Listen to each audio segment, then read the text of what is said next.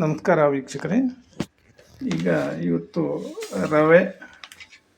ರವಾ ದೋಸೆ ಇನ್ನೊಂದು ವಿಧ ಮಾಡೋದು ಹೇಗೆ ಅಂತ ತೋರಿಸ್ಕೊಡ್ತೇನೆ.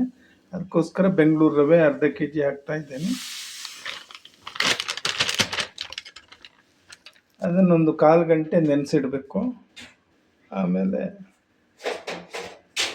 ಅದಕ್ಕೋಸ್ಕರ ಈಗ ನೆನೆಸಿಡ್ತಾ ಇದ್ದೇನೆ.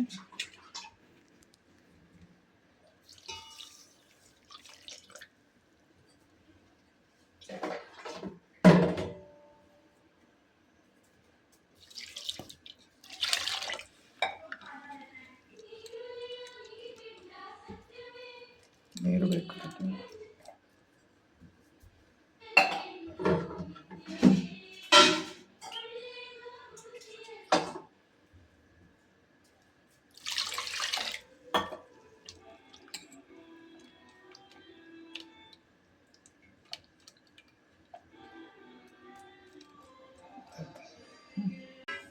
ವೀಕ್ಷಕರೇ,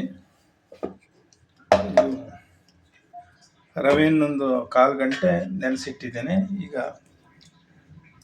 ತೆಂಗಿನಕಾಯಿ ತುರಿದು ಹಾಕಿದ್ದೇನೆ. ತೆಂಗಿನಕಾಯಿ ರವೆಯನ್ನು ಮಿಕ್ಸಿ ಮಾಡಬೇಕು. ಅದಕ್ಕೆ ಅರ್ಧ ಹೋಳು ತೆಂಗಿನಕಾಯಿ, ಅರ್ಧ kg ರವೆ ಹಾಕಿದ್ದೇನೆ.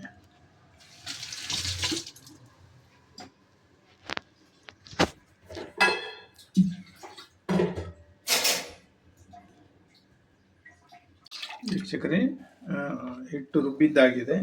ರವೆ ಮತ್ತು ತೆಂಗಿನಕಾಯಿ ಸೇರಿಸಿ ರುಬ್ಬಿದ್ದು.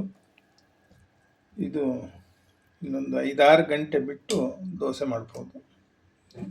5-6 ಗಂಟೆ ಹಾಗೆ ಮುಚ್ಚಿಡಾಯಿತು. ವೀಕ್ಷಕರೇ, ಸುಮಾರು 8 ಗಂಟೆ ಹುಳಿ ಬಂದಿದೆ. ರಾತ್ರಿ 11 ಗಂಟೆಗೆ ರುಬ್ಬಿಟ್ಟಿದ್ದು.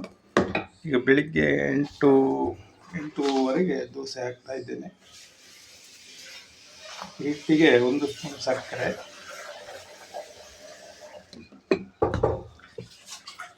ರುಚಿಗೆ ತಕ್ಕಷ್ಟು ಉಪ್ಪು,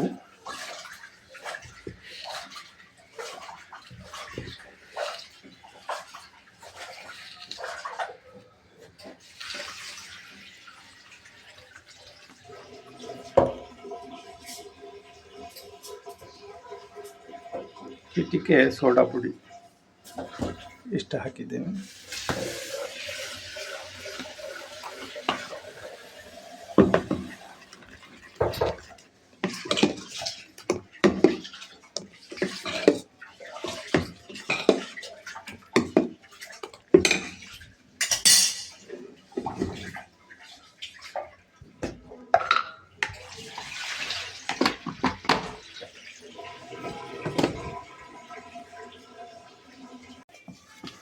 ಇದಕ್ಕೆ ನೀವು ಬೆಂಗಳೂರು ರವೆ ಅಥವಾ ಚಿರೋಟಿ ರವೆ ಬಳಸಿದರೆ ಒಳ್ಳೆಯದು.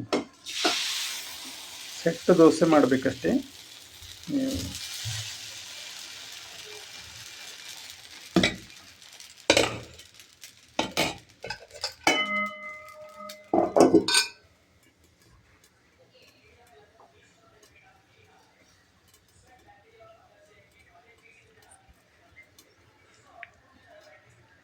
ವೀಕ್ಷಕರೇ, ಮತ್ತೊಮ್ಮೆ ಹೇಳ್ತಾ ಇದ್ದೇನೆ, ರವೆಯನ್ನು 1/4 ಗಂಟೆ ನೆನೆಸಿಟ್ಟಿದ್ದೇನೆ. ಆಮೇಲೆ ರವೆಗೆ ತೆಂಗಿನಕಾಯಿ ತುರಿ ಸ್ವಲ್ಪ 1 ಗಿಟ್ಕಾಯಿ ತುರಿ ಹಾಕಿ ಮಿಕ್ಸಿ ಮಾಡಿ ಇಟ್ಟು 5-6 ಗಂಟೆ ಬಿಟ್ಟು ದೋಸೆ ಹುಯ್ದರೆ ಸರಿಯಾಗುತ್ತೆ. ಅದಕ್ಕೆ ನೋಡಿ, ಹಿಟ್ಟು ಈ ಕನ್ಸಿಸ್ಟೆನ್ಸಿ ಇದ್ದರೆ ಸಾಕು. ಉಪ್ಪು, ಸ್ವಲ್ಪ ಚಿಟಿಕೆ ಸೋಡಾ ಪುಡಿ ಹಾಕಿದ್ದೆ. ನಿಮಗೆ ಅಕ್ಕಿ ದೋಸೆ ಯಾವ ಥರ ಬರುತ್ತೆ ಸೇಮ್ ಅದೇ ಥರ ಬರುತ್ತೆ. ಚಿರೋಟಿ ರವೆ ಅಂದರೆ ಒಂದು ಸ್ವಲ್ಪ ಸ್ಮೆಲ್ ಬರುತ್ತೆ. ಬೆಂಗಳೂರು ರವೆ ಏನೇನೋ ಸ್ಮೆಲ್ ಇಲ್ಲ, ಗೊತ್ತೇ ಆಗಲ್ಲ ನಿಮಗೆ. ಒಳ್ಳೆ ಟೇಸ್ಟು ಕೊಡುತ್ತೆ.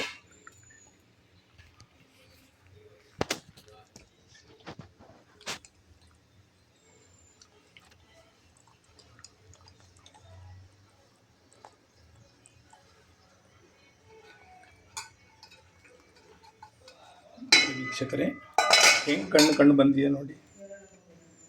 ಉದ್ದಿನಬೇಳೆ, ಮೆಂತೆಕಾಳು ಎಲ್ಲ ಹಾಕಿ ನಾವು ದೋಸೆ ಮಾಡಿದರೆ ಹೆಂಗೆ ಬರುತ್ತೆ ಸೇಮ್ ಅದೇ ಥರ ಬಂದಿದೆ. ಇದಕ್ಕೆ ಬಳಸಿದ್ದು ರವೆ, ತೆಂಗಿನಕಾಯಿ ಅಷ್ಟೇ, ಬೇರೆ ಏನು ಹಾಕಿಲ್ಲ.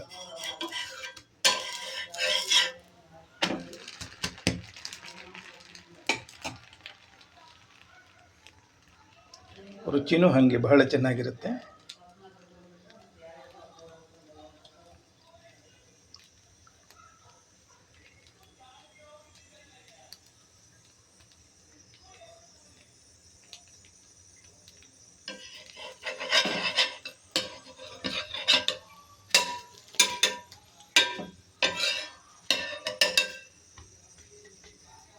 ನೋಡಿ, ಹದವಾಗಿ ಬೆಂದಿದೆ.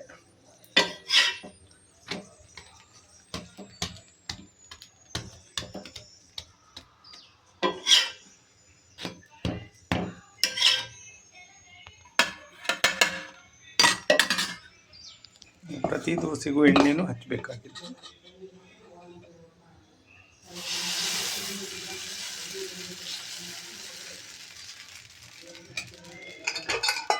ವೀಕ್ಷಕರೇ, ನಿಮಗೆ ರವಾ ದೋಸೆ ಇಷ್ಟವಾಗಿದ್ದರೆ ಲೈಕ್ ಮಾಡಿ, ಸಬ್ಸ್ಕ್ರೈಬ್ ಮಾಡಿ, ಪ್ರೋತ್ಸಾಹಿಸಿ. ಧನ್ಯವಾದಗಳು ಮಿತ್ರರೇ.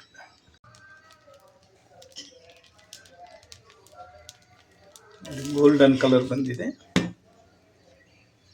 ಎಲ್ಲ ಹಿಂಗೆ ಕಣ್ಣು ಬಿದ್ದು ಏನು ಸಖತ್ತಾಗಿ ಬಂದಿದೆ ನೋಡಿ.